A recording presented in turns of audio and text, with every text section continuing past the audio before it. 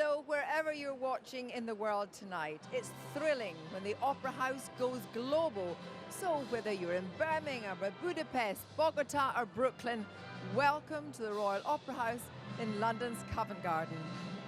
Tonight is very special for a number of reasons.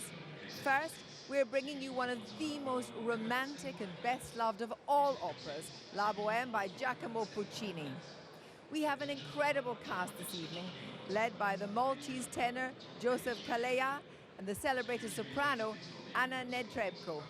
But tonight, we're also celebrating John Copley's long-running production of La Boheme as it takes its farewell bow. The production's faithful recreation of 1830s Paris has captured the hearts of audiences here for an incredible 41 years.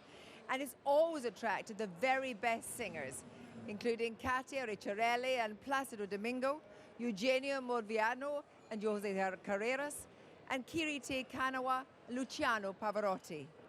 We're also joined this evening by thousands of people who are enjoying the summer weather to watch the opera at giant open-air screens across England and Wales, the largest of which is just down the road in London's Trafalgar Square, where we think there may be as many as 6,000 opera lovers. So hello, Trafalgar Square, and wherever you are in the United Kingdom.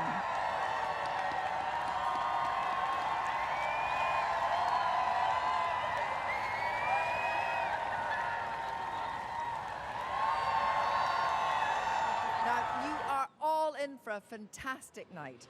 I'll be talking live to director John Copley in a few minutes, just before curtain up. But first, we'll let our cast introduce you to the world of love and laughter found in La Boheme.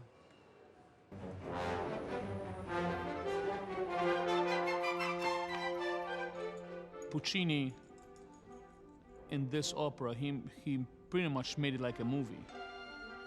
It plays like a movie and pretty much at the same pace of a movie. It's the work of a master, which Puccini was. It's the 19th century Paris. It's a group of artists, of bohemians, and that's why it's called La Boheme. It's cold, and when I say cold, it is bitterly cold, to the point that we have as many clothes as we can put on our bodies on and still accomplish our meager work. As a small apartment in which these four young guys live, a philosopher, it's me, a poet, a painter, and a musician. They're having fun, teasing each other, taking the mickey out of each other, creating what is mediocre art at best.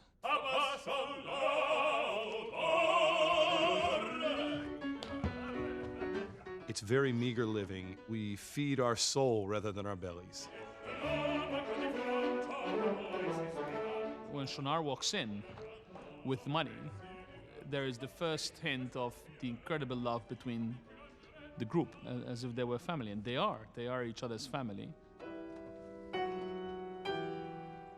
And then Mimi walks in and changes Rodolfo's life, and in fact, I think she changes everybody's life.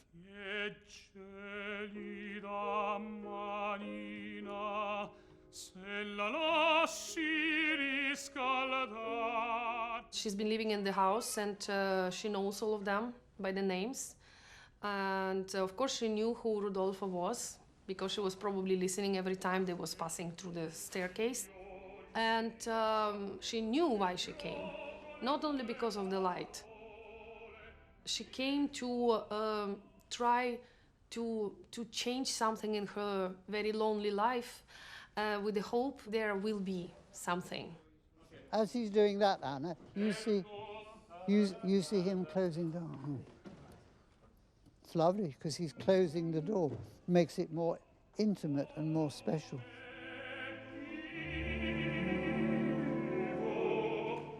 She is pretty much the perfect girl. She is noble of heart and of soul. She's beautiful. She's not coquettish at all, but she's very pure and honest about what she wants. And I think she, at this moment, she wants love. Yeah, and it's very pure, very innocent, but love.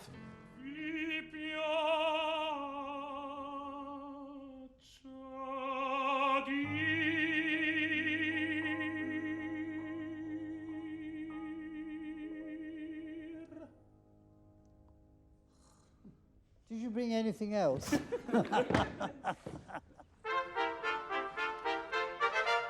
Mimi's beauty is understated. It's a classic, beauty you find in portraits. Musetta is about sultriness.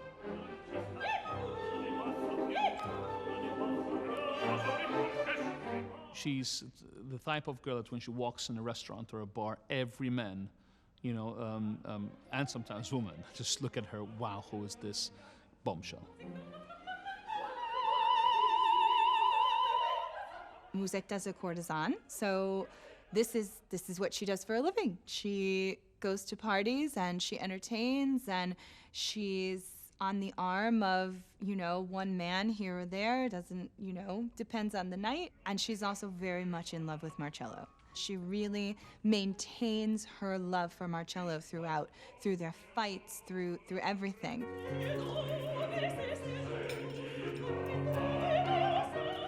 Musetta, it's totally opposite of Mimi. It's nice to see the difference between two girls and also between two guys. And I think it's good what they are, like they are. The one couple and another one, completely different. Marcello and Musetta are a match. They are together, 1 minute they're apart, the next minute they're together, they're apart. They love each other, they're mad at each other. But somehow it breeds fire in them, this sort of relationship.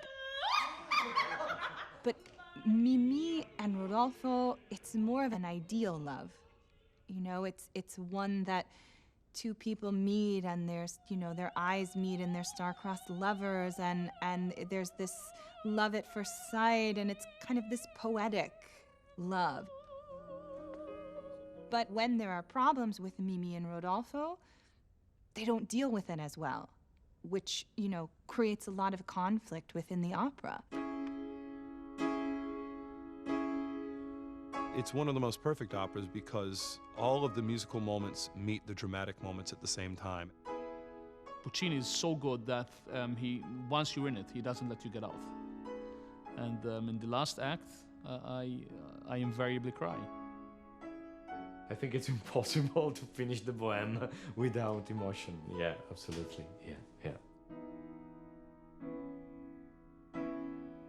It's one of the most beautiful productions of La Boheme in the world, and I have to say, even if I wasn't a performer, it is hard to say goodbye. It's a piece of, Royal Opera House history.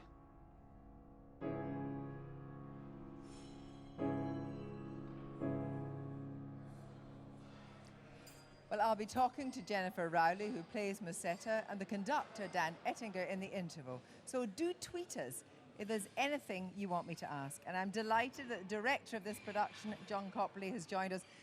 John, lovely to see you. Do you still get a buzz in your tummy? Well, it's always exciting, of course.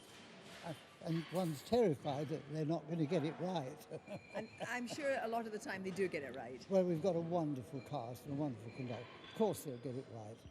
Did you ever think that it would last for 41 years, your own production, which was very much your vision? No. When Sir John Tooley asked me to do it, he said it had got to last 5 or 6 seasons. And I thought, oh well. And now it's 41. We did quite well, I think. You did very well to last 41 seasons, but what do you think is the key ingredient of this production that people love? It's so theatrical. Well, it's very beautifully designed by Julia Trevelyan-Oman. It's based on the period it's supposed to be in. It tells the story. I'm very old-fashioned. I like my operas to tell the story. But each time that you have had a fresh cast coming to this opera, what do you tell them? What's the thing that you tell them to enjoy most about it? I try to find what they have inside them. They're usually very bright and they know the piece very well, and they love doing it. And if they've got lovely colleagues, they're interdependable, I mean, the love scenes are very difficult. They have to kiss, they have to embrace, they have to get cross with each other. I mean, it's life. I love it. But also what you did was you made sure that it felt very much like an ensemble. That stage is buzzing the whole time. Well, it's a busy piece. And of course, the 4 students, they live together and they're mates. So 4 mates together are very bright. I remember being a mate in a house with 3 Americans, and we never gave up, we never stopped. So it's We had universal. fun. Yes.